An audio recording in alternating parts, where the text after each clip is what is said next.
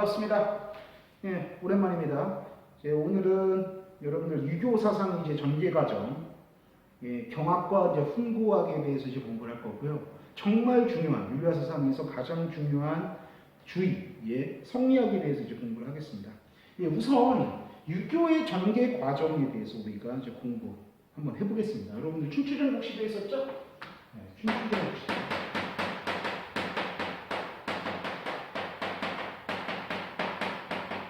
춘추전국 시대를 대표했었던 여러분들 유교학자가 누구 있었습니까?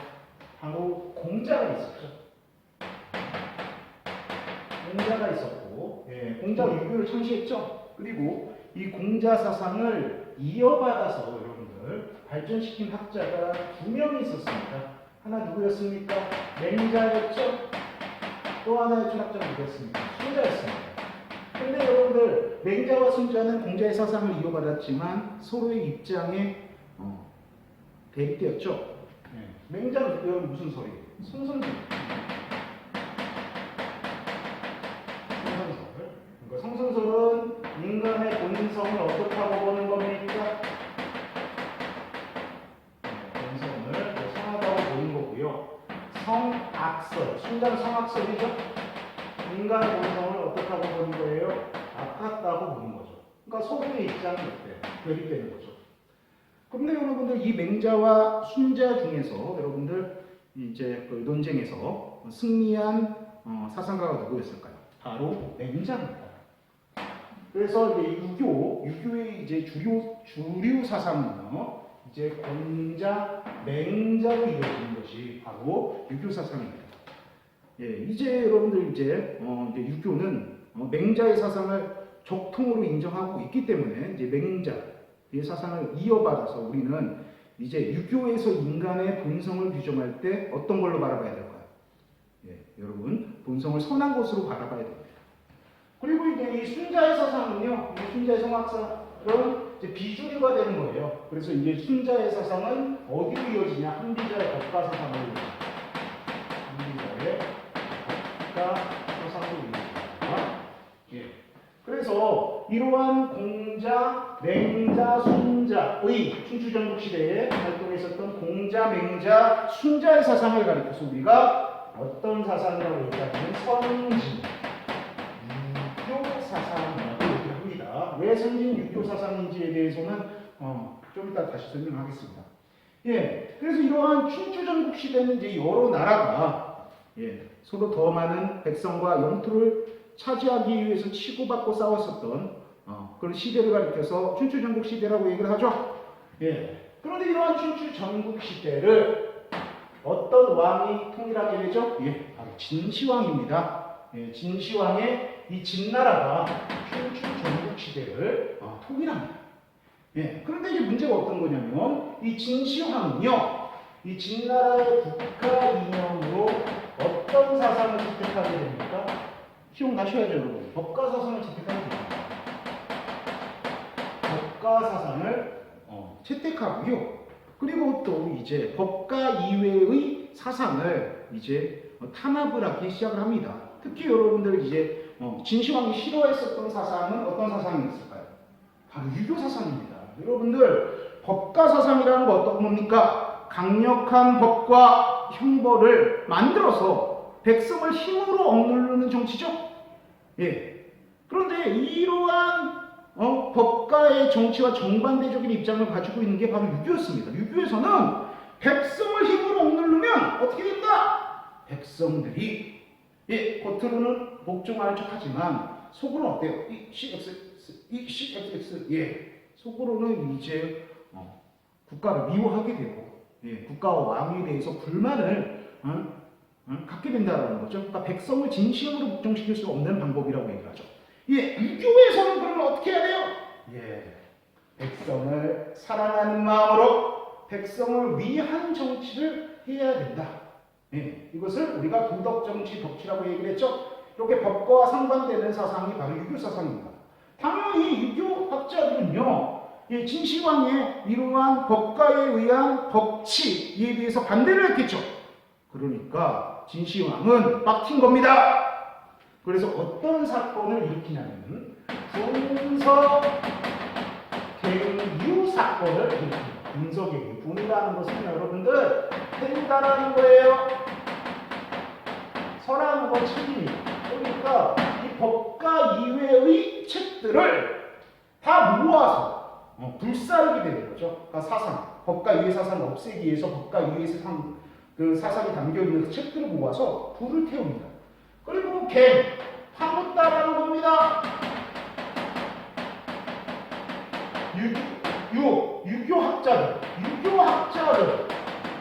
진시황이 유교학자들을 싫어한다고 했죠? 그러니까 유교학자들을 땅에다 파묻어서 모두 다 내장에서 죽이게 됩니다. 그게 바로 여러분들 분서갱유 사건이에요. 그러니까 이러한 분서갱유 사건이 벌어지니까 진나라 때는 유교가 어떻게 될 수밖에 없습니까? 쇠퇴할 수밖에 없는 거죠? 그리고 아까도 얘기했지만 법가 사상이라는 건 백성을 진심으로 복종시킬 수 없고 이 법가에 의해서 힘에 의한 가혹한 통치가 이루어지니까 백성들이 뭐를 일으켜요? 밀란을 일으키죠. 그래서 진나라가 얼마 못 가서 무너지게 됩니다. 그래서 진나라가 무너지고 세워진 나라가 바로 한나라가 올 수가 있는 거예요. 그런데 이제 문제는 어떤 거냐? 이 한나라 때 이제 한나라는 이렇게 생각한 겁니다. 야, 법가의 사상을 통해서 나라를 다스렸더니 백성들, 불만들 이런 것들을 표출하게 되고 결국 나라는 망하게 된다. 법가가 아니라 다른 사상을 채택해야 되겠다. 그래서 이 한나라는요 국가 이념으로서 여러분들 뭡니까? 유교를 채택하게 돼요. 그래서 한나라 이후에 모든 중국의 왕조들은 유교를 거의 다 국가의 통치 이념, 국가의 공식 이념으로 채택합니다. 그런데 이제 문제는 어떤 거냐?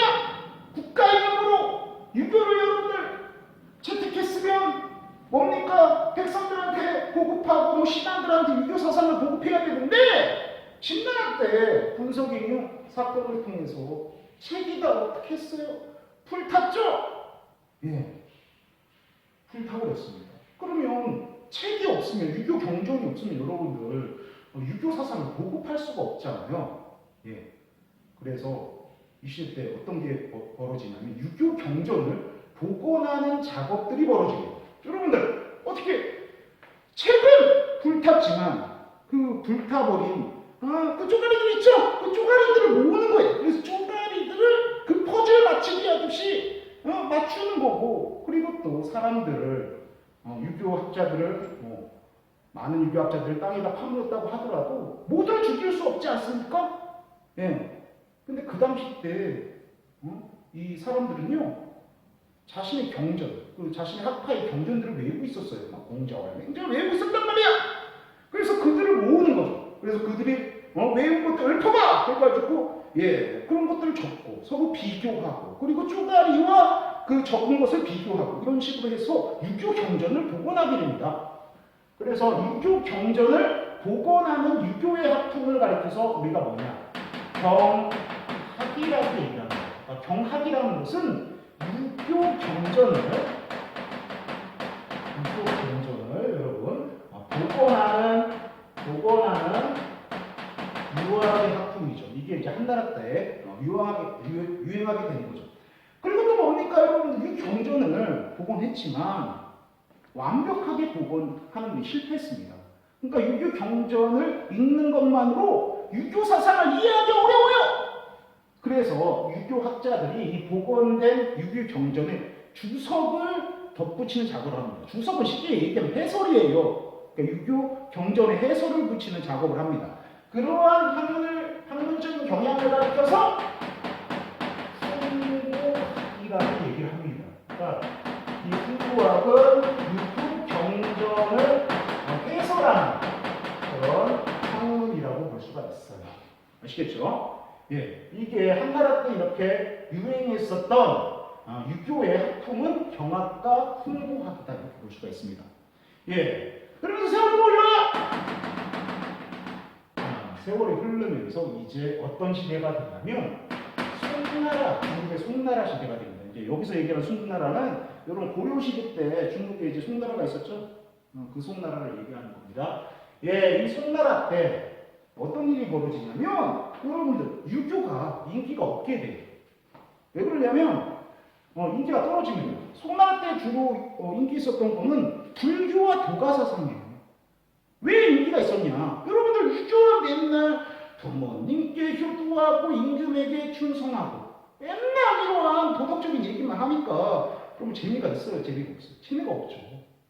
그런데 뭡니까? 도가 사상은 뭐 자연이 어떻게 생성되고 소멸되는 이런 자연의 원리 이런 것들도 가르쳐주고 불교 사상은 어떤 겁니까? 죽음 이후의 세계 뭐 죽어서 뭐 다시 태어나고 다시 태어나고 이런 죽음 이후의 세계에 대해서 이야기해 주니까 얼마나 재밌습니까? 그러니까 사람들이 다 불교와 도가 사상에 빠져 있는 겁니다. 그래서 이 주희라는 학자가 등장하는데 주희라는 학자 이 주희라는 학자가 이래서는 여러분들 유교가 망하겠다. 그래서 유교를 새롭게 재창조해야겠다라는 생각을 하게 됩니다. 그래서 여러분들 그 도가 사상에서 다루는 그 개념들 그리고 불교 사상에서 사용하는 그 개념들을 여러분들 기존의 선진 유교와 짬뽕을 합니다. 짬뽕을 해서 새로운 유교를 만들어내요. 새로운 유교. 그 새로운 유교를 가리켜서 우리가 뭐라고 얘기하냐? 성리학이라고 얘기를 하는 겁니다. 그리고 이 주희를 우리가 다른 말로 주자라고 얘기해요. 주자. 자라는 건 위대한 스승에게 이름을 붙이는 겁니다. 여러분들. 그래서 공자 같은 경우는 이름이 원래 공구였어요. 공 선생님 해가지고 공자라고 하는 거고, 여러분들 맹자의 이름 맹갑니다. 그래서 맹 선생님. 그래서 이제 맹자라고 얘기를 하는 거죠. 그러니까 주희는 주 선생님이라고 해서 주자라고 합니다. 그래서 이 성리학을 우리가 주희가 만든 학문이라고 해서 주자학이라고 얘기를 합니다. 다시 한번 해보겠습니다. 그래서 이제 성리학 아까도 얘기했지만 성리학이라는 이제 학문을 이거 만든 사람이 누구였다? 그러니까 주희라는 사람이었죠, 여러분. 주희라는 사람이 기존에 이제 뭡니까? 선진유교를 기본으로 해서 이 선진유교와 이 선진유교에 여러분들 불교나 도가사상에서 사용하는 개념들을 도입을 합니다. 개념들을 도입을 해가지고 만든 새롭게 재창조한 것이 바로 성리학이라고 이제 볼 수가 있습니다.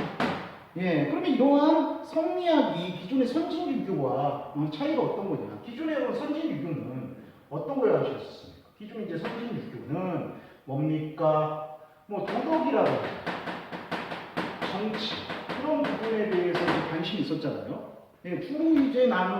주로 나눴었던 것이 인간이 살아야 되는 올바른 삶은 어떤 것이고 올바른 정치가 어떤 것이고 이런 것들을 주로 이제 담당했었죠. 근데 이제 이 성리학은 당연히 도덕과 정치에 대해서 다루기도 하죠. 근데 더 나아가서 이제 뭐에 대해서 이야기를 하냐면 여러분들 어떤 우주의 어떤 생성과 소멸, 어떤 원리, 여러분들 이런 것들까지 이제 탐구하기 시작을 하는 겁니다. 그래서 예를 들어서 이제 도덕과 정치 이거는 여러분 문과적인 주제잖아요. 문과적인 주제뿐만 아니라 우주의 생성과 소멸의 원리 이런 것들은 어떤 겁니까? 이과적인 주제죠. 이과적인 주제까지 학문의 영역을 확대시킨 것이 바로 성리학이라고 이제 볼 수가 있습니다. 여기까지 이제 성리학에 대한 이제 기본적인 소개를 했고, 그리고 다음으로 이제 성리학의 주요 개념들에 대해서 이제 공부를 하기로 하겠습니다. 여러분들 이제 성리학의 이제 기본적인 개념들을 공부를 하겠는데요. 여러분들 우리가 사칙연산, 우리가 수학 계산을 하기 위해서는 먼저 알아야 될 지식이 뭐가 있습니까? 플러스 마이너스 나누기, 곱하기와 같은 개념들을 아셔야지 우리가 수학 문제 풀 수가 있죠. 그것과 마찬가지로 우리가 성리학을 이해하기 위해서는 성리학에서 주로 사용하는 그 개념들, 뭐 이와 기라든지 성과 정이라든지 사단과 칠정이라든지 이런 개념들을 우리가 습득하지 못하면 여러분들 성리학을 이해할 수가 없습니다. 그래서 여러분들 선생님과 더불어서 같이 이 성리학의 기본 개념들을 차근차근 알아보는 시간을 갖기로 하겠습니다. 우선 여러분들 이 성리학의 사상 체계는 크게 이제 세 가지로 구분할 수가 있어요. 하나는 이기론, 그리고 또 하나는 신성론, 그 다음에 수양론, 이렇게 세 가지 파트로 성리학을 구분할 수가 있는데, 첫 번째 우리가 할 거는 이기론에 대해서 이기론. 네, 여러분들 이제 이기론, 이 성리학에서는 이렇게 생각합니다. 이 세상에 존재하는 모든 사물들은 이하고 기로 구성되어 있다고 주장을 해요. 그러니까 저기 있는 저 나무도 이와 기로 구성되어 있는 거고, 여기 저와 같은 인간들도 이와 기로 구성되어 있고, 저기 살고 있는 저 개도 여러분 이와 기로 구성되어 있고, 이렇게 모든 사물들은 이와 기로 구성되어 있다고 주장합니다. 그러면 이라는 게 도대체 무엇이고 기라는 게 무엇인지에 대한 개념을 아셔야 되겠죠. 그러면 시작하겠습니다. 여러분들 이제 방금 얘기했듯이 모든 사물들은 이제 두 가지로 구성이 되어 있다고 주장을 해요. 성리학에서는. 하나는 뭡니까? 이입니다. 이. 인자로 하는 또 하나는 기입니다. 이렇게 모든 사물들은 이와 기로 이제 구성되어 있다고 얘기를 해요. 그러면 이라고 얘기하는 걸 우리가 어떻게 현대어로 표현할 것이냐? 이 이라고 얘기하는 것은 어떤 사물의 본질에 해당된다고 했어요. 사물의 본질. 본질이라는 게 또 여러분들 본질이라는 개념이 또 어렵죠? 선생님 쉽게 설명해드릴게요. 그러니까 본질이라고 얘기하는 거는요, 그 사물을 사물답게 해주는 사물의 고유한 특성이라고도 우리가 이해할 수 있고요. 그 사물이 어떤 존재하는 그 사물의 존재 이유와 목적이라고 우리가 이 본질을 해석할 수도 있어요.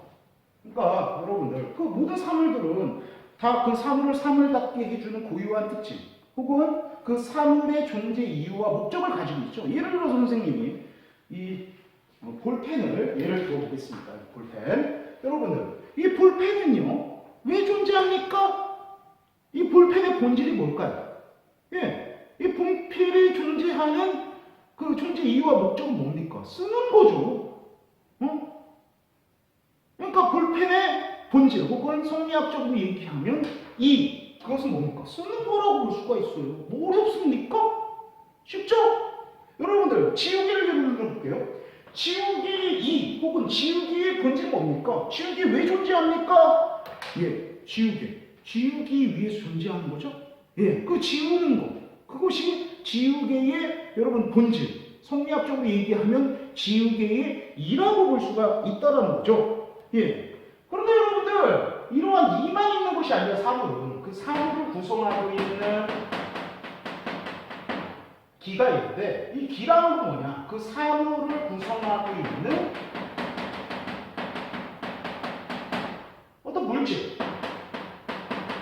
물질과 에너지를 가리켜서 기라고 얘기를 해요. 이 사물을 구성하고 있는 물질과 에너지를 가리켜서 기라고 얘기를 합니다. 예를 들어서 이 볼펜 있죠? 그럼 이 볼펜의 기는 뭘까요? 이 볼펜을 구성하고 있는 여러분은 뭡니까? 뭐 플라스틱, 뭐 이런 잉크 이런 것들이 이 볼펜의 기라고 볼 수가 있겠죠? 그럼 인간을 예를 들어볼게요. 그럼 인간도 이하고 기가 있을 건데 인간의 기는 뭡니까? 인간을 구성하고 있는 여러분들 물질과 에너지는 어떤 겁니까? 이 신체죠. 그리고 이 신체가 가지고 있는 힘 이런 것들이 기라고 볼 수가 있는 겁니다. 이렇게 사물들은 이와 기로 구성되어 있다. 이런 식으로 보는 것이 성리학의 기본적인 입장이라고 볼 수가 있어요. 그러면 이의 특징이 뭐고 기의 특징이 무엇인지를 우리가 살펴볼게요. 이의 그러면 특징이 어떤 거예요? 이라는 거는 여러분 형태가 있을까요? 없을까요? 물론 여러분 연필이라든지 지우개라든지 이런 사물들은 형태가 있잖아요. 근데 여러분 연필의 이 뭡니까? 연필이 앉는 게 아니라 연필은 쓰는 거죠? 지우개의 이 뭡니까? 지우는 거죠? 그 이 자체는 여러분들 형태가 있어요? 형태가 없어요? 형태가 없죠. 이건 무리군이라고 해요. 형태가 없습니다. 그런데 기라고 얘기하는 건 사물을 구성하는 물질, 여러분들 플라스틱, 우리가 경험할 수 있잖아요. 보고 만지고 경험할 수 있고 여러분들 신체 같은 경우도 보고 만지고 경험할 수가 있죠. 이것은 기라는 형태가 있다고 볼 수가 있어요. 또 여러분 이라고 얘기하는 건 여러분들 변화할까요? 변화하지 않을까요? 여러분들 시간이 흘러도 연필의 본질은 쓰는 겁니다. 그리고 지우개의 본질은 여러분들 지우는 거죠. 시간이 흘러도 이라고 얘기하는 것들은 변화하지 않습니다. 이는 불변이라고 볼 수가 있어요. 그런데 여러분들 기라고 얘기하는 건 변화해요. 뭐 예를 들어서 연필도 시간이 흐르면 뭐 닳거나 연필을 구성하고 있는 그 물질도 닳잖아요. 우리가 신체를 또 예를 들어볼게요. 신체는 기라고 볼 수가 있죠. 뭐 몸은 날씬했다가 뚱뚱해질 수도 있고 약해졌다가 강해질 수도 있고 강해졌다가 약해질 수도 있죠. 그러니까 기라고 얘기하는 건 시간의 흐름에 따라 변화할 수 있다. 이렇게 볼 수가 있고요. 그 다음에 여기서 또 약간 어려운 게 있는데 작용성. 여러분들 그 사물을 움직이게끔 해주는 그 작용성이 있는 거는 길까요? 일까요? 바로 길입니다. 여러분들. 그러니까 인간을 예를 들어 인간이 움직이는 것은 뭐가 움직이는 겁니까? 신체가 있기 때문에 우리가 움직이고 이동하고 뭐 행동할 수 있는 거 아닙니까? 그러니까 그 사물을 움직이게 하는 그 작용성이라고 얘기하는 것은 작용성이라고 얘기하는 사물을 움직이게끔 해주는 그 작용성은 기는 있지만 성리학에서는 이는 없다고 주장합니다. 그리고 이라는 것은요, 여러분들 동일한 종류의 사물, 동일한 종류의 사물에 공통적으로 있습니다. 그러니까 예를 들어서 연필도 뭐 여러 가지가 있잖아요. 뭐 의자도 여러 가지가 있어요. 뭐 플라스틱 의자가 있고 철 의자도 있고 무슨 나무 의자도 있습니다. 하지만 어때요? 의자가 다양한 의자들이 있지만 의자의 이 뭐예요? 앉는 거죠? 그 앉는 것은 동일하죠? 그러니까 이라고 얘기하는 것은 동일한 종류의 사물에 공통적으로 있다라는 거예요. 아시겠죠? 그냥 연필도 여러 가지 연필, 겉모습은 다르겠지만 연필의 이는 쓰는 거죠? 그 쓴다라는 본질적인 기능, 이는 겉모습은 다르지만 동일한 사물에는 공통적으로 존재하는 겁니다. 그래서 이라고 얘기하는 건 동일한 종류의 사물에 공통적으로 있다라고 볼 수가 있어요. 그런데 기라고 얘기하는 거는요, 여러분들 각 사물마다 다른 게 있어요.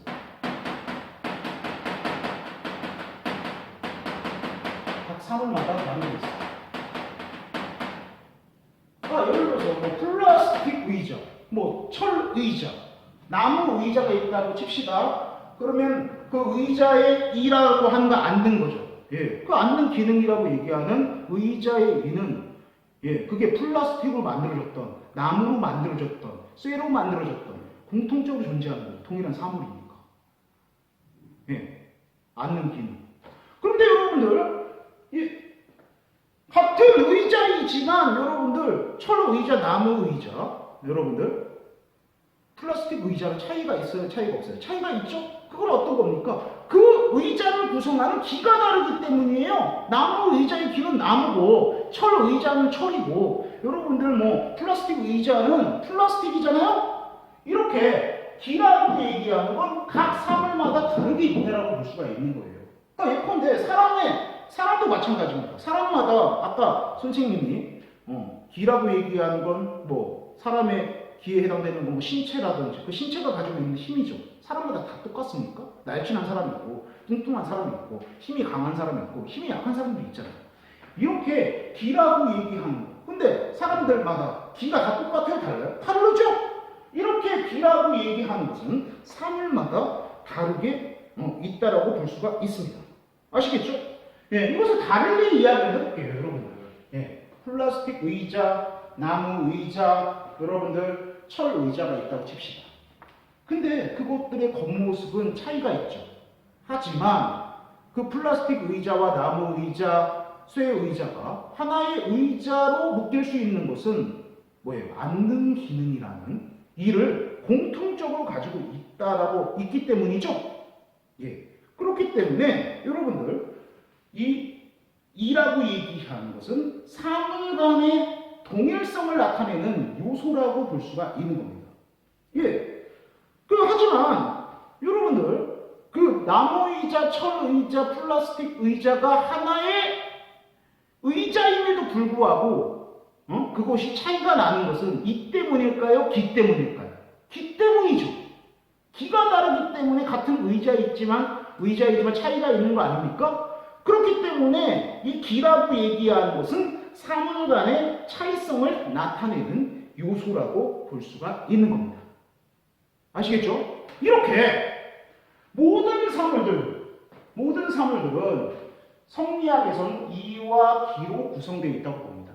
그래서 기 없는 사물 없고 이 없는 사물 없다고 봅니다. 그래서 이와 기는 분리될 수 없는 관계에 있다 이렇게 봅니다. 그래서 그것을 성리학적으로 뭐라고 얘기를 하냐면 이, 기, 불, 상, 리라고 얘기를 합니다. 그래서 이건 이죠.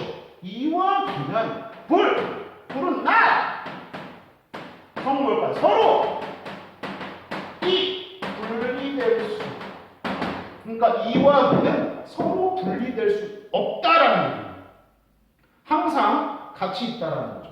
그런데 이하고 기는 여러분 분리될 수 없지만 지금 설명했듯이 명확히 다른 존재죠. 그렇기 때문에 다른 존재이기 때문에 물과 기름이 서로 섞이지 않듯이 이와 기는 다른 존재이기 때문에 서로 섞일 수가 있습니까? 없습니까? 섞일 수가 없죠. 그래서 이것을 다른 말로 주인 뭐라고 얘기하냐면 이기, 불, 상, 잡이라고 얘기합니다. 그래서 이와 기는 나! 상은 서로죠? 잡이라는 거 섞이다에 서로 다른 존재이기 때문에 서로 섞일 수 없다. 그러니까 이와 기는 명확하게 다른 존재이기 때문에 섞일 수 없고 명확하게 구분된다라는 겁니다. 그래서 이와 기는 분리될 수 없는 존재인 동시에 서로 섞일 수 없는 존재다. 예. 이제 이와 기의 개념에 대해서 이제 설명을 했었죠. 예, 이제 그러면 이제 인간에 대해서 이제 알아볼까 해요. 그러면 인간에게도 당연히 인간도 하나의 사물이니까 인간에게도 뭐가 있겠어요? 인간에게도 이와 기가 있겠죠. 인간에게도 바로 이와 기가 있겠죠. 그럼 인간에게 있어서 이는 무엇이고 기는 무엇인가? 성리학은 여기까지 들어갑니다. 그럼 인간의 이라는 건 본질이었죠. 본질이라는 건 그 사물의 고유한 특성 혹은 그 사물의 존재 이유와 목적에 해당되는 거였죠. 그러면 성리학에서는 인간의 일을 뭘로 보느냐? 바로 본성으로. 근데 여러분들 유교적인 전통에서는 이 본성을 악하다고 봤다고 했어요? 선하다고 봤다고 했어요? 예, 맹자가 승리한 이후에 이제 유교의 주류는 기본적으로 인간의 본성을 선하다고 봤다고 했죠. 그래서 인간의 선한 본성, 인간의 그 선한 본성이 인간의 본질, 다시 말해 인간의 이에 해당된다고 볼 수가 있는 겁니다, 여러분. 어려운 얘기 아니죠. 예. 그런데 중요한 건 구체적으로 그러면 이 본성에 해당되는 게 어떤 거냐? 여러분 맹자 다시 한번 떠올리겠습니다. 맹자 무슨 설이었습니까? 바로 성선설이었죠. 인간의 본성 선하다 이렇게 얘기했습니다. 맹자는. 그런데 인간의 이 선한 본성을 구성하는 네 가지 도덕성이 있다고 얘기를 했죠. 그게 바로 뭐였습니까? 인, 의, 예, 지가 있다고 했겠죠? 그래서 인, 의, 예, 지 이것을 가리켜서 뭐라고 얘기하냐? 사이라고 얘기했습니다. 그래서 성리학에서는 인간의 본질을 본성으로 보고 그 구체적으로 그 본성에 해당되는 게 바로 뭐냐? 바로 사덕이라고 얘기합니다. 그러니까 인의 예지가 이 하늘로부터 부여받은 인간의 본질이다. 이렇게 주장을 하는 거죠. 예. 근데 여러분들 아까 이의 특성을 얘기했습니다. 여러분. 근데 이 사덕이라는 선한 본성 형태가 있을까요? 없을까요? 형태 없죠? 네, 형태가 없어. 그대로 적용이 됩니다. 그리고 여러분들 이 선한 본성이라는 거는 변화할까요? 변하지 않습니다. 모든 인간은 다 선한 본성을 타고났어. 하지만 그 선한 본성은 악하게 바뀔 수 없어요. 항상 선하게 있는 상태로 있어요. 이거는 불변합니다. 그리고 이 선한 본성은 작용성이 있을까요? 없을까요? 없습니다. 인간을 움직이게끔 해준 작용성이 없어요. 그리고 아까도 얘기했지만 이 이라고 얘기하는 거는 동일한 종류의 사물에 공통적으로 있겠죠? 그러면 이 선한 본성은 어떤 겁니까? 네. 모든 인간에게 공통적으로 있다고 볼 수가 있습니다. 우리가 악하다고 평가하는 사람이나 선하다고 평가받는 사람, 뭐 상관없이 모든 인간이라면 선한 본성을 공통적으로 가지고 있다고 볼 수가 있는 겁니다. 예. 그 다음에 이제 기를 설명할게요. 예, 그 기를, 그럼 인간에게 기가 있겠죠? 이 기에 해당되는 것을 우리가 두 번째로 기질이라고 얘기하는데, 구체적으로 이 기질에 해당되는 게 어떤 거냐면, 아까도 얘기했죠. 신체입니다, 인간을 구성한 물질, 신체죠? 그리고 신체가 있으니까 뭐가 있어요? 힘, 에너지, 힘. 그리고 또 뭐가 있을까요? 신체가 있으니까 있는 거, 욕구. 이런 것들을 우리가 가리켜서 기질이라고 얘기를 해요. 근데 우리는 좀 이해 안 되는 게 신체, 힘, 욕구를 우리는 이렇게 구분해서 이해를 하잖아요. 물질과 에너지는 구분되는 존재라고 생각하지만 동양에서는 그렇게 보지 않았어요. 이걸 하나로 본 거예요. 신체, 힘, 욕구를 하나로 본 겁니다. 그래서 여러분들 기가 세다, 기가 약하다 이런 말 들어봤죠? 기가 세다라는 거는 세 가지 의미를 감축하고 있는 거예요. 하나는 어떤 거냐? 신체가 튼튼하다. 그리고 힘이 세다. 욕구가 강하다. 이런 것들을 의미하는 거죠, 여러분들. 그러니까 동양에서는 신체, 힘, 욕구를 구분하지 않고 이것을 하나의 기라는 개념으로 이해를 했다라는 거 알아두셨으면 좋겠습니다. 예. 근데 여러분들 이 신체, 힘, 욕구라고 얘기하는 건 당연히 형태가 있습니다. 형태. 신체 여러분들 힘, 형태가 있어요, 없어요? 있죠? 그러니까 형태가 있다고 볼 수가 있는 거고, 아까도 얘기했지만 변화합니까? 변화하지 않습니다. 변화합니다. 우리의 신체라고 얘기하는 거, 힘이라고 얘기하는 거, 욕구라고 얘기하는 거, 여러분들 이게 신체가 튼튼했다가 약해질 수도 있는 거고, 힘이라는 거 강했다가 약해질 수 있는 거고, 욕구도 강했다 약해질 수 있는 거잖아요. 그래서 여러분들 뭐 감기 이런 말 들어보셨어요? 그게 뭡니까? 기가 감소했다는 뜻이에요. 기가 감소했다는 거 어떤 거냐면 세 가지 의미 다 있는 거예요. 신체가 약해졌다. 그리고 뭡니까? 힘이 약해졌다. 욕구가 약해졌다. 이런 것들을 다 함축하고 있는 거예요. 이거 하나로서 이해를 하는 겁니다. 이거는 변화입니다. 그리고 여러분들 작용성이 있을까요? 없을까요? 있죠. 인간을 움직이게끔 해주는 것은 선한 본성이 아닙니다. 바로 기능이죠. 우리 신체, 힘 이런 것들이 나를 행동하게끔 해주고 나를 움직이게끔 해주는 작용성, 힘을 제공해주는 거죠. 그러니까 기라는 건 작용성이 있어요. 그런데 문제는 어떤 거냐? 이 기라고 얘기하는 것은요, 그때 사람마다 같게 있을까 다르게 있을까? 다르게 있는 거죠. 그러니까 선한 본성은 공통적으로 있습니다. 사람이라면 선한 본성은 공통적으로 가지고 있지만 사람마다 기는 어때요? 다르게 있는 거죠. 뭐 힘이 강한 사람 있을 거고 약한 사람 있을 거죠. 우리의 신체들 다 똑같습니까? 우리 기들은 다 다른 거잖아요. 네, 여러분들 그래서 여러분들 이라고 얘기하는 것은 어떤 거냐? 우리가 저번에 아까도 얘기했지만 모든 사물에 공통적으로 있다고 얘기했죠. 그러니까 선한 본성이라고 얘기하는 것은 인간이라면 다 공통적으로 가지고 있는 겁니다. 근데 기라고 얘기하는 건 어때요? 사람마다 다른 게 있잖아요. 예. 그러니까 예를 들어볼게요. 여러분들 사람의 예를 들으니까 연예인 얘기하면 모르는 사람도 있으니까 전직 대통령 이름을 예를 들어보겠습니다. 여러분 이명박, 박근혜, 여러분들 문재인이 있다고 쳐봅시다. 예. 그들이 뭡니까? 하나의 인간으로 묶일 수 있는 것은 성리학적으로 봤었을 때 뭐예요? 동일한 이인 선한 본성을 가지고 있기 때문이라는 겁니다. 그런데 그들의 겉모습이 똑같습니까? 다릅니까? 동일한 인간임에도 불구하고 서로 간에 차이가 있는 거죠? 그것은 어떤 거예요? 각자가 가지고 있는 뭐가 다르기 때문에 기가 다르기 때문에 차이가 있다라고 볼 수가 있는 겁니다. 아시겠죠? 예, 다음으로는 이제 이와 기가 우리의 삶에 있어서 하는 역할이 무엇인지라는 걸 공부를 해볼게요, 여러분.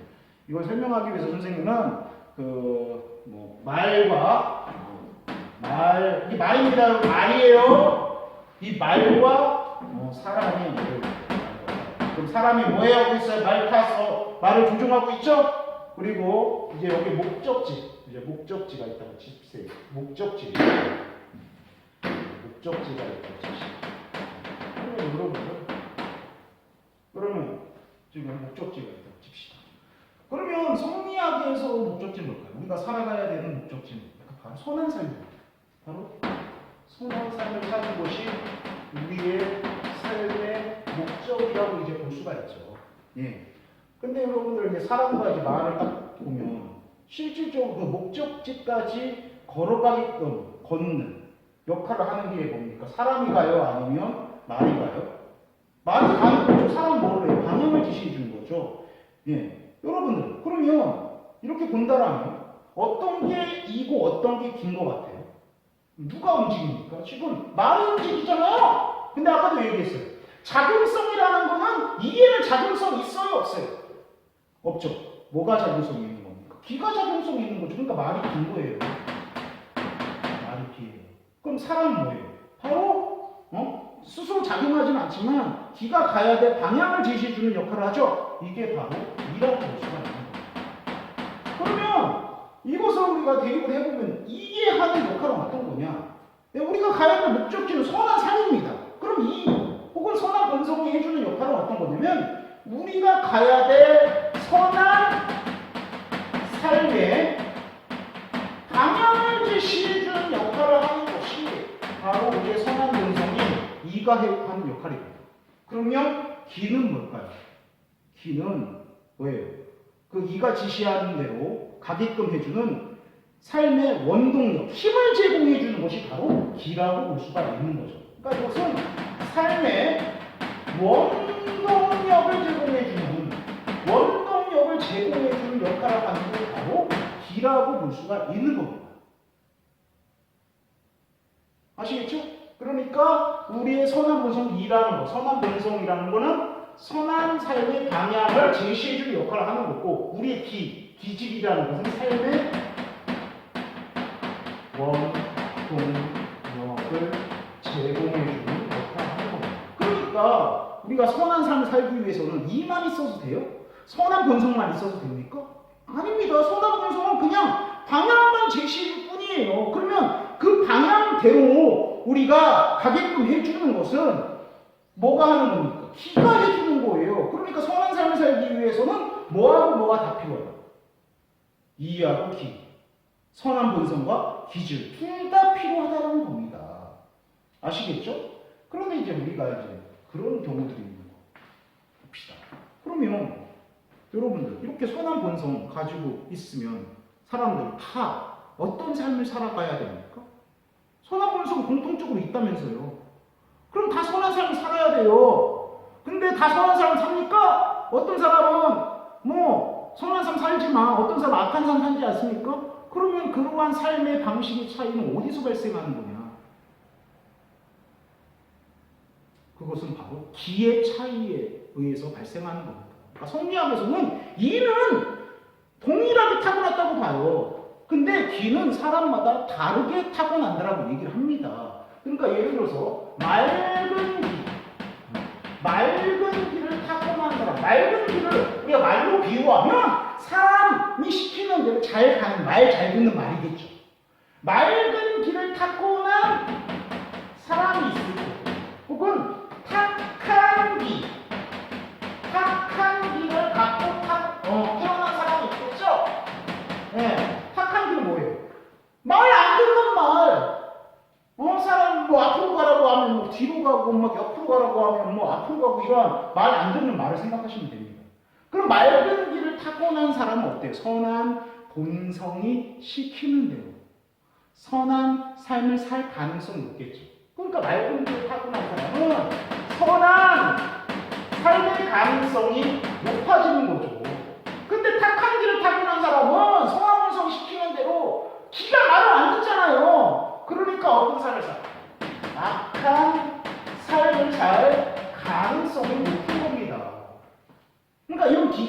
차이 때문에 사람의 삶의 방식이라는 것들이 차이가 나는 거예요.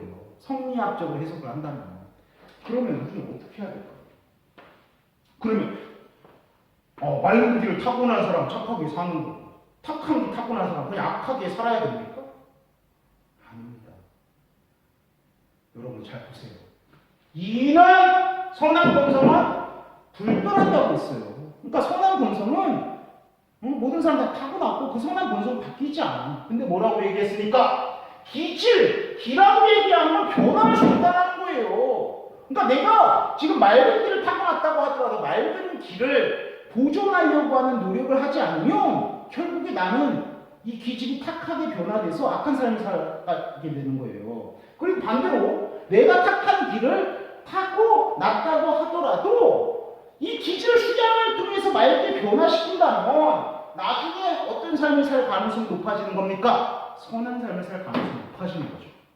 그러니까 성리학에서는 맑은 기질을 타고났으면 그 맑은 기질을 어떻게 해야 돼요? 보존하려고 하는 수양을 해야 되는 거고, 탁한 기질을 타고났다면 탁한 기질을 맑게 변화시키는 수양을 해야 돼요. 이렇게 맑은 기질을 보존하거나 혹은 탁한 기질을 변화시킨다라면 우리는 어떤 삶을 살 가능성이 높아? 도덕적인 삶을 살 가능성이 있다라고 보는 것이 바로 성리학입니다.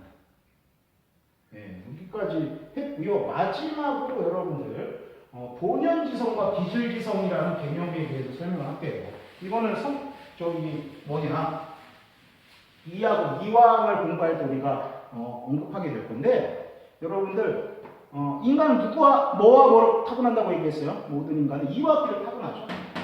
이 타고난 이는 뭐 동일하게 타고나지만 기라는 건 사람마다 차이가 나게 타고나죠. 그래서 이 타고난 이와 기를 통틀어서 우리가 뭐라고 얘기하냐면 기질지성이라고 얘기해요. 기질 플러스 본성이라고 해서 기질지성이라고 얘기를 해요. 그러면 본연지성은 뭐냐? 여러분 본연지성의 줄임말이 다 본성이거든요. 그러면 여러분 아까도 얘기했어요. 뭐가 본성이었어요? 타고난 이와 기 중에 타고난 이가 본성이죠. 그러니까 이 기질지성 가운데서 타고난 이만을 가르쳐서 우리가 뭐라고 얘기하는 거다? 본연지성이라고 얘기하는 겁니다. 두 글자로 줄이면 뭡니까? 바로 그래서 여러분들 기질지성이라는 거는 타고난 이 길을 통틀어서 일컫는 말이고요. 이라고 얘기하는 본연지성이라고 얘기하는 거는 타고난 이와 기 중에서 이만을 가리켜서 본연지성 혹은 본성이라고 얘기를 하는 겁니다. 아시겠죠? 우리가 이기론 공부했죠. 다음으로 이제 신성론에 대해서 공부를 하겠습니다. 이 신성론은 쉽게 얘기해서 이제 마음에 대해서 다루는 거다. 그러니까 심리학이라고 볼 수 있죠. 성리학에. 그래서 이제 성리학에서는 이제 마음이라고 얘기하는 거예요. 마음을 심이라고 얘기하거든요. 이 마음을 크게 두 가지 형태로 구분합니다. 두 가지 마음이 있다. 하나는 뭐냐면 본성이라는 거예요. 본성. 이것을 한 글자로 뭐라고 얘기하냐면 성이라고 해요. 성. 그 다음에 감정이라는 마음이 있어요. 감정이라는 건 한 글자로 뭘까? 정이라고 얘기를 합니다. 그래서 본성을 우리가 정의를 한다면 이 본성이라는 것은 뭐냐면 마음의 본체라고 이야기를 하는데, 마음의 본체라고 얘기하는 것, 이 본체라는 것은 어떤 걸 얘기하냐면 하늘로부터 부여받은 마음의 원래 형태입니다. 마음의 본연의 형태.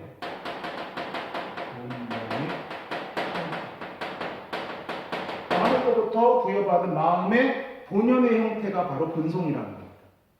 그러면 여러분들 이 본성은 어떤 거였습니까? 이와 기로 이야기를 한다면 이 본성은 순수한 이였죠? 순수한 이라고 볼 수가 있다. 저번에 아까 거꾸로 얘기한 겁니다. 사람의 이는 뭐였어요? 본성이었죠? 그걸 지금 거꾸로 얘기한 거예요. 그러니까 인간의 마음에 본연의 형태의 본성이 있는데 그것은 순수한 뭐다? 이로 구성되어 있다는 거죠. 순수한 입니다. 그리고 이 본성에 해당되는 게 바로 뭐가 있었습니까? 바로 사덕이 바로 이 본성에 속하죠.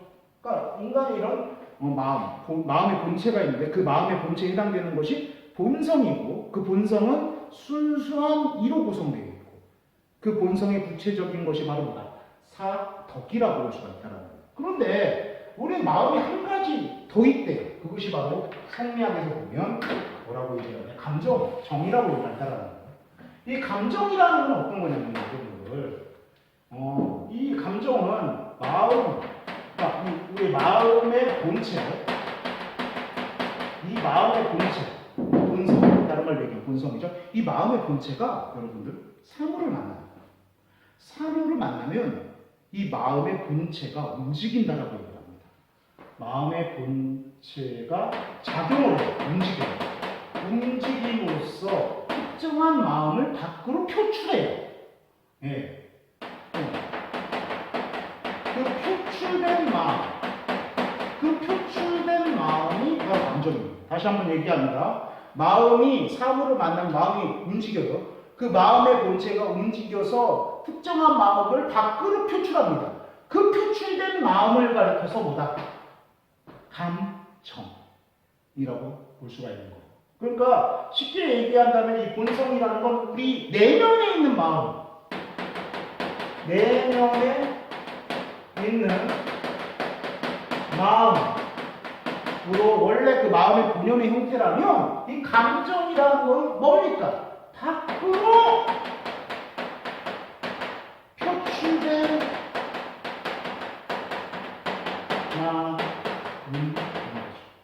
표출된 마음이다. 그러니까 여러분들 본성이라는 것은 우리 안에 있는 마음이기 때문에 우리는 본성이라는 그 마음은 경험할 수가 없죠. 그런데 여러분 감정이라는 건 경험할 수 있잖아요. 어떤 사람이 나를 싫어하는지 좋아하는지 여러분 경험할 수 있죠. 왜? 감정이라는 건 안에 있는 마음이 아니라 밖으로 표출된 마음이기 때문이에요. 아시겠습니까? 그런데 이제 아까 본성은 순수한 뭘로 구성되어 있다고 얘기했어요? 이로 구성되어 있죠. 그럼 감정이라는 이 마음은 뭘로 구성되어 있는가를 설명할 건데 여러분 보세요. 예, 이거는 마음의 본체인 이 본성이요. 움직여가지고 표출된 마음이잖아요. 그러면 이 감정이 만들어지는 데 있어서 먼저 필요한 게 뭡니까? 마음의 본체죠. 본성입니다. 근데 본성은 이였어요? 기였어요? 이죠. 이입니다. 여기로 번역해봐요. 이가 작용해요. 근데 여러분, 이가 작용합니까? 주인은 이는 작용 안 한다고 했어요. 그러니까 이는 스스로 움직일 수가 없어요. 마음의 본체는 스스로 움직일 수 없어. 그러면 마음의 본체를 움직이게끔 하려면, 이 작용하게끔 하려면 뭐가 필요한 거야? 기가 필요한 거예요.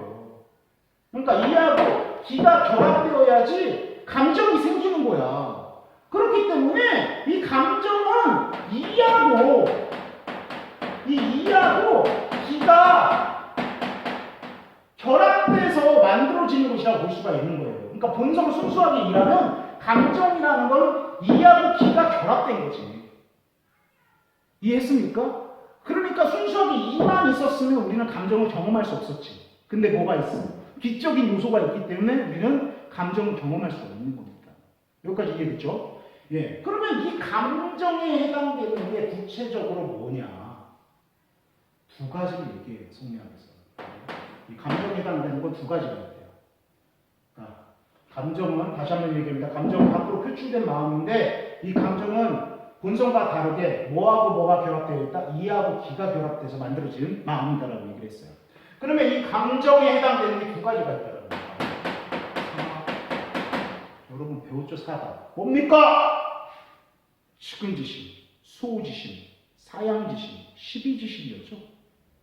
이 사단은 주의가 봤었을 때 이건 사단은 바로 감정에 속하는 거예요. 본성이 아니라. 그러니까 이 사단은 이만 있어요? 아니면 기까지 결합되어 있어요? 이하고 기가 결합되어 있다라고, 결합된 마음이라고 하는 거죠. 그러니까 사덕이 순수한 이라면 사단은 이하고 기가 결합되어 있는 마음이에요. 그러면 이 사단이라는 거 우리가 객관적으로 평가한다면 이 사단은 어떤 마음입니까? 순수하게 선한 마음. 이건 순수하게 선한 마음이라고 볼 수 있죠. 순수하게 선한 마음이다. 그래서 예를 들어보면 이겁니다. 여러분들 하나 예를 들어볼게요. 예가 아니라 설명을.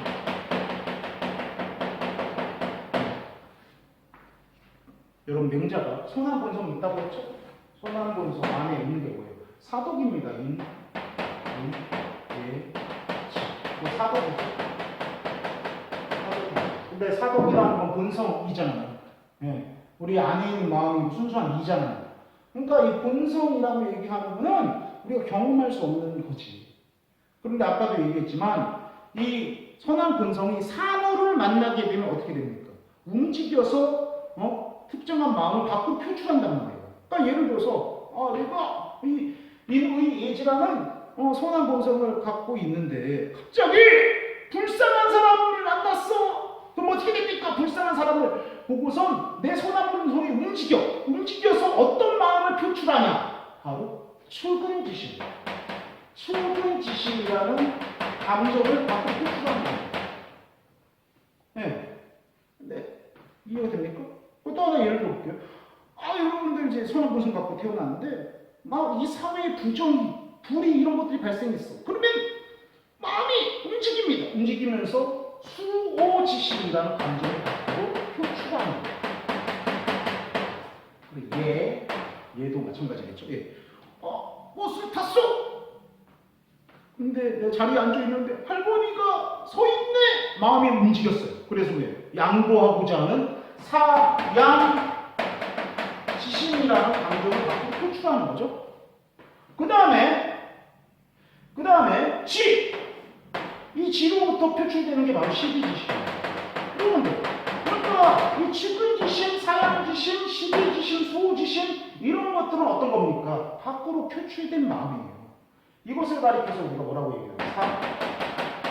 안에 있는 마음은 사독이고 이 사독이란 마음이 움직여서 밖으로 표출되는 것이 바로 사단이라고 볼 수가 있는 거예요. 근데 문제는 어떤 거냐면 여러분들 인의 예지는 사독이잖아요. 이거는 우리가 경험할 수 없는 영역이죠. 맞죠? 그런데 사단이 밖으로 표출된 마음이기 때문에 우리는 경험할 수가 있죠? 그래서 여러분들 측은지심, 수오지심, 사양지심 이런 것도 우리가 일상생활에서 경험할 수 있는 감정들이에요. 이런 감정들을 통해서 우리가 눈에 보이진 않지만 우리 선한 본성 안에 뭐가 있다? 예지라는 사덕이 있다라는 것을 알 수 있게 해주는 거죠. 그러니까 사덕이 존재한다라는 것을 증명해 줄 수 있는 네 가지 단서가 바로 뭡니까? 사단인 겁니다. 그래서 네 가지 단서가 있는 거예요. 그래서 사단인 겁니다. 아시겠죠? 다시 한번 얘기합니다. 그러니까 측은지심, 수오지심, 사양지심, 십이지심이라는 건 밖으로 표출된 마음이죠. 그렇기 때문에 우리는 이것을 어떻게 할 수 있다? 경험할 수 있다. 근데 사덕이라는 거는 안에 있는 마음이기 때문에 우리가 경험할 수가 있어요? 없어요? 없죠. 하지만 이 사단이라는 밖으로 표출된 마음을 통해서 우리가 보이진 않지만 우리 마음 안에, 내면 안에 사덕이라는 선한 본성이 존재한다라는 걸 알 수 있게 해주는 거죠. 그러니까 사덕이 존재한다라는 것을 증명해 줄 수 있는 단서, 증거가 되는 거죠. 그래서 네 가지 증거다 해서 사단이라고 얘기하는 겁니다. 이해하셨죠? 그런데 이 감정이라고 얘기하는 것 또 하나의 감정이 있대요. 그게 바로 뭐냐면 칠정이라는 감정이 있어요. 그러니까 칠정이라는 건 희, 노, 애, 구, 애, 오, 욕. 기쁨. 희는 기쁨이죠. 노, 분노, 애, 슬픔, 구, 두려움, 애착, 오, 미움, 욕, 욕망. 여러분들 이런 마음 있잖아요. 우리가 느끼는 이 감정들이 있잖아요. 이런 일반적인 감정들. 근데 이런 일반적인 감정은 사단에 비해서 어때요? 순선한 마음보다 순수한 감정을 표현하죠. 이 칠정이라는 감정은 어때요? 선한 요소도 있고 어떨 때로는 악할 수도 있고요. 그러니까 칠정이라는 감정은 선, 악이 다 공존하는 감정이라고 볼 수가 있어요. 그러니까 이 7종도 어디에 속한다? 감정에 속한다. 다시 한번 얘기합니다. 감정이라는 건 뭐하고 뭐가 결합되어 있는 마음이다? 이하고 기가 결합되어 있는 마음이라고 했죠? 여기에는 구체로 해당되는 게 뭐가 있냐? 4단과 7종이 있는데 4단이라는 건 순수하게 선한 감정, 7종이라는 건 어떤 거냐? 선악이 공존하는 감정이라고 볼 수 있다. 예, 주의는 여기까지 이야기했습니다. 다음으로 이제 그 주의의 수양론에 대해서 이제 공부를 하겠습니다. 수양론, 도덕적 수양론이죠. 예. 여러분들 이제 당연히 이제 유교는 뭡니까? 유교는 기본적으로 도덕적 인간이 되는 거, 도덕적인 삶을 살아가는 거, 그런 것들을 하기 위해서는 이제 수양이 필요하다고 얘기를 합니다. 그래서 이제 주의는요, 이 수양의 방법으로서 거경, 국리를 제시합니다. 근데 이제 거경, 국리라는 거는 뭐하고 뭐가 결합이 된 거냐면 거경이라는 수양 방법과 국리라는 수양 방법이 결합된 겁니다. 그러니까 거경과 국리는 좀 다른 겁니다. 그럼 첫 번째 수양 방법인 거경에 대해서 이제 공부를 할게요. 예, 거경이라고 얘기하는 거니 그냥 한자 뜻으로 본다면 이 거라는 건 있다. 경이라는 것은 뭐 경건하게 있는 거, 경건하게 있는 거라는 의미. 예. 그래서 이제 거경이라는 거는요, 그냥 한자 뜻을 통해서는 이 거경의 의미를 잘 우리가 이해하지 못하죠. 예. 그러면 여러분들 그러면 구체적으로 이제 설명을 할 텐데, 예. 우리가 도덕적인 삶을 살기 위해서는 어떻게 해야 될까요? 여러분 성리학 유교에서는 인간은 어떤 본성을 타고났다고 얘기합니까? 선한 본성을 타고났다고 얘기를 하죠.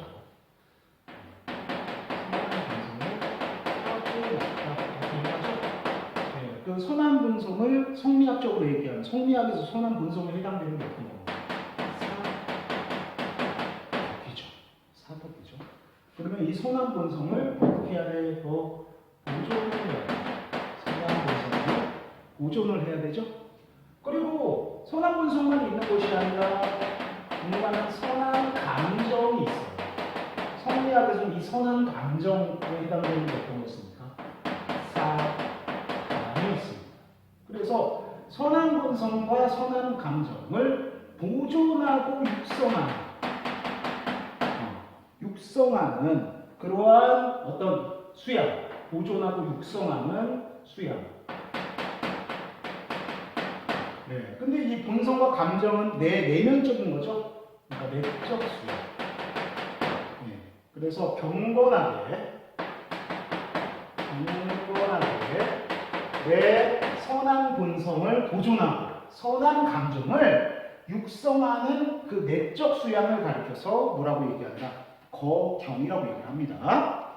아시겠죠? 그래서 그 거경의 구체적인 방법이 양, 성, 찰과 존, 천리, 거, 민, 육이 있어요. 그러면 존양성찰, 이 존이라는 거는요, 보존한다라는 거예요. 네, 뭘 보존하는 겁니까? 아까 얘기했던 선한 본성을 보존하는 거죠. 양이라는 건 기른다라는 거죠. 뭐를 길러요? 선한 감정을 기르는 거죠. 무엇을 통해서 성찰이라는 건 반성입니다. 그러니까 끊임없는 반성을 통해서 내 선한 본성을 보존하고 내 선한 감정을 기르는 이런 것들을 가리켜서 이런 수양을 가리켜서 존양성찰이라고 얘기를 합니다. 그 다음에 존천리 거인력을 할게요. 존이라는 것은 보존이에요, 보존. 그러면 천리라는 것은 하늘이 우리에게 준 리죠. 이에. 그러면 하늘이 우리에게 준 이가 바로 뭡니까? 선한 본성이죠. 네, 선한 본성. 선한 본성을 이제 보존을 해야 되는데, 그럼 선한 본성을 보존하기 위해서는 뭐냐? 더 제거한다라는 거예요. 인용이라는 건 지나친. 그러니까 지나친 욕구가 우리의 선한 본성을 가리고 마비시키기 때문에 우리의 선한 본성을 보존하기 위해서는 지나친 욕구를 어떻게 해야 된다? 제거해야 된다는 거예요. 그러니까 경건하게 선한 본성을 보존하고 선한 감정을 기르기 위해서는 뭐 해야 된다? 성찰해야 된다. 반성해야 된다. 그리고 또 뭐 해야 된다? 지나친 욕구를 제거해야 된다. 이렇게 반성하고 지나친 욕구를 제거함으로써 내 선한 본성을 보존하고 선한 감정을 기르는 이러한 내적인 수양을 가리켜서 뭐라고 얘기한다? 거경이라고 얘기하는 겁니다. 아시겠죠? 예, 그런데 이 거경만 한다고 해가지고 여러분들 바로 착한 행동을 하는 건 아닙니다. 그래서 성리학에서는 거경을 먼저 해야 돼요. 경건하게 선한 본성을 보존하고 선한 감정을 기르는 거경의 수양 방법을 먼저 해야 돼요. 근데 그것만 그쳐서는 안 되고 뭐를 해야 되냐면 궁리를 해야 된다는 겁니다. 그럼 궁리라고 얘기하는 건 뭐냐? 궁리라는 것은 사물의 이치를 탐구하는 겁니다. 사물의 이치를 탐구하는 거. 얘기를 해서 사물의 이치를 탐구하는 것을 이치를 탐구하는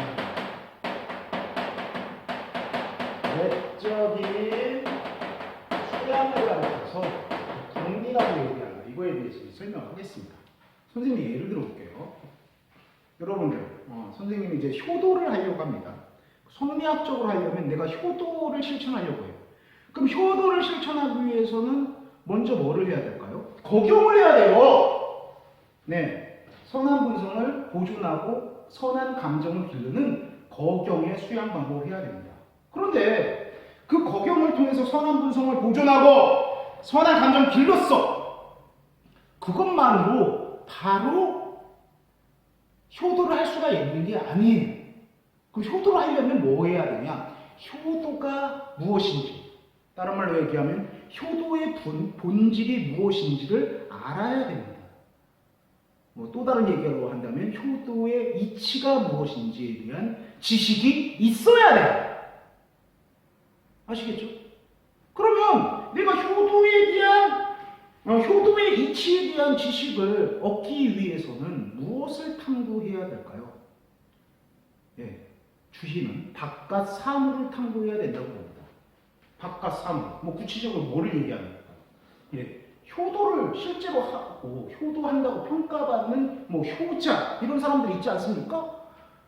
그러니까 성리학에서는 그런 효자 같은 사람 안에는 효도의 본질이 있을 것이다. 효도의 이치가 있을 것이다 라고 생각한 겁니다. 그럼 어떻게 해야 돼요? 그 효자를 관찰하면, 그 효자라는 바깥 사물을 관찰하면 효도의 이치에 대한 지식을 얻을 수 있을 것이라고 생각하는 겁니다. 아시겠죠? 예. 또 다른 예를 들어볼게요. 제가 충성을 하려고 해요. 충성을 하려고 하면 우선 거경을 통해서 선한 본성을 보존하고 선한 감정을 길러야 돼요. 근데 그것만으로는 안 된다는 거예요. 충성의 이치가 무엇인지를 알아야 돼요. 그럼 충성의 이치가 무엇인지를 알기 위해서는 실제로 충성을 한다고 평가받는 충신들의 모습들을 어떻게 해야 돼요? 관찰하고 탐구해야 된다는 거예요. 왜? 충신들은 어떤 걸 가지고 있을까요? 충성의 이치를 가지고 있을 거라는 거죠. 그러니까 바깥 사물 안에 사물의 이치가 있을 거라는 거예요. 그 바깥 사물을 우리가 연구를 하면 그 사물의 이치에 대한 지식에 도달할 수 있다 이렇게 주장하는 것이 바로 주의의 생각입니다. 그래서 궁리라는 것은 사물의 이치를 탐구하는 수양입니다. 그런데 어떤 거예요? 사물이라든지 사물의 이치라는 것은 내 바깥에 있는 거죠? 그러니까 내적 수양이에요? 외적 수양이에요? 외적 수양입니다. 아시겠죠? 이 궁리를 구체적으로 이야기하는 것이 경을 치지라고 볼 수가 있습니다. 그러면 격이라는 것은 뭐냐? 탐구한다라는 뜻이에요. 물이라는 건 바깥 사물입니다. 왜 바깥 사물을 탐구해야 될까요? 바깥 사물 안에 사물의 이치가 있어요. 예. 그러니까 예를 들어서 효자 안에 효도의 이치가 있을 거고 충신 안에 충성의 이치가 있겠죠. 그러면 효도의 이치에 대한 지식과 충성에 대한 충성의 이치에 대한 지식을 얻기 위해서는 당연히 바깥에 존재하는 효자와 누구? 충신을 연구해야 되겠죠. 그러니까 바깥 사물을 탐구하는 게 경물입니다. 그러면 지라는 건 뭘까요? 보다라는 거예요. 지라는 건 뭘까요? 지식이죠. 그럼 무슨 지식입니까? 사물의 이치에 대한 지식입니다. 그러니까 바깥 사물을 탐구해서 그 사물의 이치에 대한 지식에 도달하는 그러한 수양을 가리켜서 경물치지라고 얘기하고 두 글자로 궁리라고 얘기하는 겁니다. 아시겠죠? 예. 그러니까 다시 한번 얘기합니다. 내가 충성하려면 우선 뭐 해야 돼요? 거경을 통해서 선한 본성을 보존하고 선한 마음을 길러야 됩니다. 그게 1단계예요. 두 번째는 뭐 해야 돼요? 효도의 이치에 대한 지식을 탐구해야죠. 그럼 효도의 이치에 대한 지식을 탐구하기 위해서는 뭐를 관찰해야 돼요?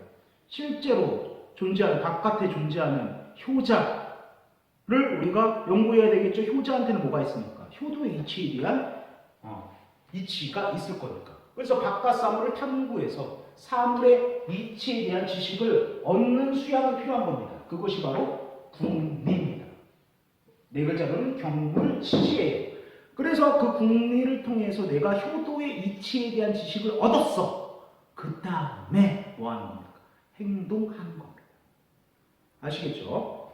예, 마지막으로 이제 선지후행과 지행병진에 대해서 공부를 할 거예요. 선지후행과 지행병진. 간단한 얘기입니다. 이거는 선은 먼저입니다. 지는 뭘까요? 지식이에요. 후는 뭘까요? 나중이에요. 행이라는 거 뭐예요? 그러니까 뭐가 먼저라는 거예요? 지식이 먼저고 나중에 행동하라는 소리예요. 그러니까 효도에 대해서 내가 효도를 실천하기 위해서는 주의는 먼저 효도의 이치에 대한 지식을 탐구하는 것이 1차입니다. 알아야지 뭐합니까? 행동할 수 있는 거죠. 그래서 지식을 먼저 쌓고 그리고 나중에 뭐를 해야 된다? 행동해야 된다는 소리입니다. 어려운 얘기 없죠? 그 다음에 지행병지.